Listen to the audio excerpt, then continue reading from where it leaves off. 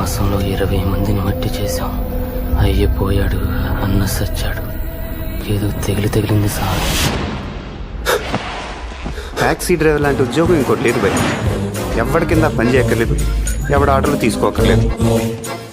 ఒక్క ప్రశ్న తిన్నగా సమాధానం చెప్పరే. దరిద్రం కొట్టేసింది భయ, దరిద్రం కొట్టేసింది. ఆ దరిద్రం పేరు సుభాష్ని.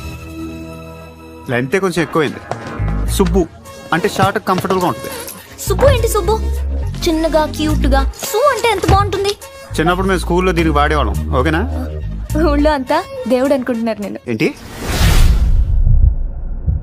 నువ్వు అనుకుంటే అవుద్ది సామే.